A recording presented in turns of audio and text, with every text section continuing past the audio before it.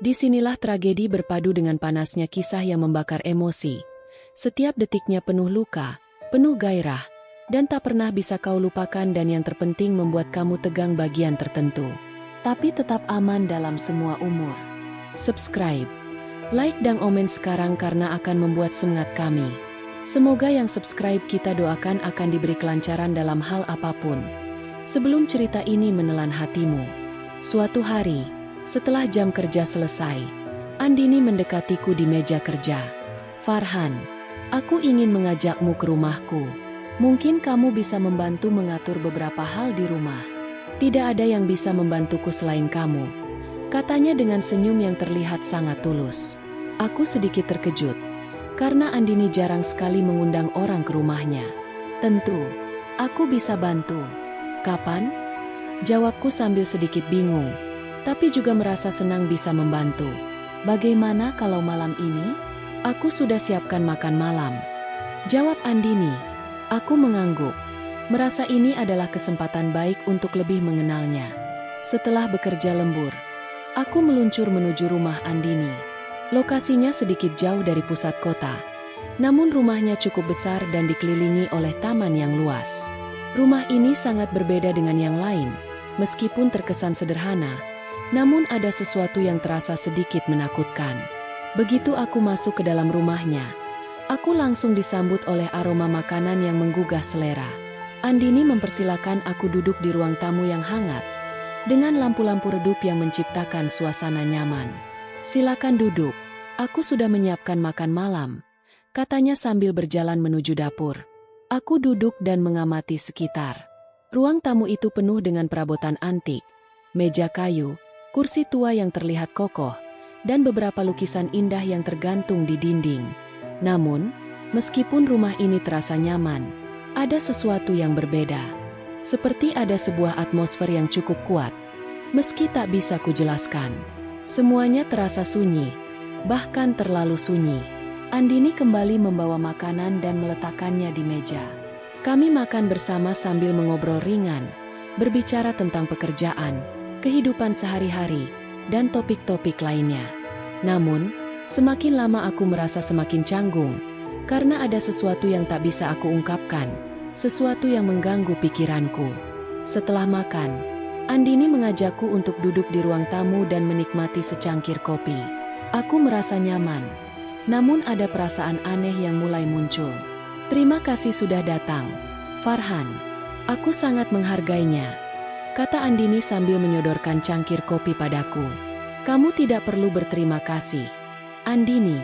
Aku senang bisa membantu," jawabku dengan senyuman. Suasana mulai terasa semakin akrab. Kami berbicara lebih dalam, berbicara tentang masa lalu, tentang harapan, dan bahkan ketakutan. Namun, ketika Andini mulai bercerita tentang suaminya yang telah meninggal, aku merasakan suasana menjadi lebih berat. Ada kesedihan yang masih membayangi wajahnya, meskipun dia mencoba menutupi itu dengan senyum. "Saat-saat seperti ini, aku merasa seperti dia masih ada di sekitar sini," kata Andini pelan. "Kadang, aku merasa ada yang mengawasi, seperti ada sesuatu yang tidak selesai." Aku terdiam, mencoba untuk memahami maksudnya. "Apa maksudmu, Andini? Apakah kamu merasa takut?" tanyaku dengan penuh perhatian. Andini menggelengkan kepala. "Tidak, bukan takut. Hanya, kadang aku merasa seolah ada sesuatu yang tertinggal di sini. Aku tidak tahu bagaimana menjelaskannya, Farhan. Sepertinya, rumah ini memiliki energi yang tak bisa dijelaskan." Aku memandang Andini dengan seksama. Tadi aku tidak begitu merasakannya, tetapi setelah dia berkata begitu, aku mulai merasakan perubahan suasana. Rumah ini, yang tadinya terasa nyaman, kini seperti penuh dengan kesedihan dan misteri yang tidak terungkap. "Apakah kamu sering merasakan itu?" tanyaku. Andini mengangguk pelan. "Kadang-kadang aku merasa seperti ada yang mengawasi dari dalam rumah ini.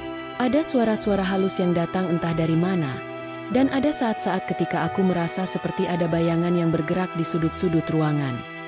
Aku terkejut mendengarnya. "Itu pasti sangat menakutkan, Andini. Tapi kamu tidak perlu khawatir. Mungkin itu hanya perasaanmu saja. Andini tersenyum tipis. Mungkin. Tapi, aku ingin kamu melihat sesuatu. Aku merasa sedikit cemas. Namun rasa ingin tahuku lebih besar. Andini berjalan menuju salah satu pintu di sisi ruang tamu, dan dengan lembut membuka pintu tersebut. Di balik pintu itu, ada sebuah kamar tidur yang sangat luas. Kamar itu tampak sangat sederhana, namun ada sesuatu yang menarik perhatianku. Di atas meja rias terdapat sebuah foto keluarga yang tampak sangat tua, seakan-akan sudah berpuluh tahun lamanya. Kamar ini sudah lama tidak aku tinggali, Farhan, kata Andini. Aku merasa lebih tenang di sini, meskipun terkadang suasananya sangat berat. Aku mengangguk pelan, mencoba merasakan apa yang dia rasakan. Suasana di kamar itu terasa berbeda. Ada perasaan kesendirian yang mendalam di dalamnya. Meski begitu, aku merasa ada sesuatu yang menarik. Seperti ada energi yang membuatku tak ingin pergi. Tidak ada yang bisa aku jelaskan, lanjut Andini. Tapi aku merasa, entah kenapa, jika aku ada di sini, aku merasa dekat dengan kenangan tentang suamiku. Dan itu membuatku merasa sedikit tenang. Aku berdiri di dekat jendela kamar, menatap keluar. Meskipun malam sudah semakin larut, pemandangan di luar masih cukup jelas, dengan cahaya bulan yang tembus melalui pepohonan besar di halaman belakang. Andini, apakah kamu merasa benar-benar tenang di sini? Aku bisa mengerti jika kamu merasa kesepian, tapi jangan biarkan tempat ini menahanmu, kataku dengan suara pelan. Kamu berhak untuk merasa bahagia dan melanjutkan hidup. Andini menatapku dengan pandangan penuh makna. Aku tahu itu, Farhan, tapi terkadang ada sesuatu yang membuatku ingin tetap di sini. Rumah ini, ruangan ini, mereka memiliki kenangan yang kuat, dan aku tidak bisa begitu saja meninggalkannya. Kami berdua terdiam, dan aku merasakan betapa dalamnya perasaan Andini terhadap rumah dan kenangan-kenangan yang ada di dalamnya. Ada ketegangan yang mengisi udara, seolah-olah rumah ini menyimpan sesuatu yang lebih dari sekadar tempat tinggal.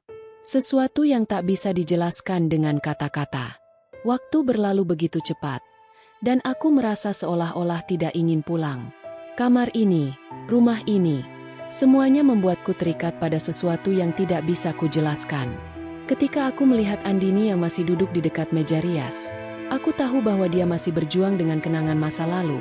Namun aku juga tahu bahwa dia adalah wanita yang kuat dan akan terus berjuang untuk melanjutkan hidupnya.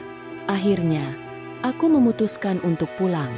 Meskipun ada sesuatu yang mengganjal, aku tahu bahwa aku harus memberi ruang bagi Andini untuk menghadapi masa lalunya. Namun, aku meninggalkan rumah itu dengan perasaan yang sulit dijelaskan, seperti ada sesuatu yang masih tertinggal di sana.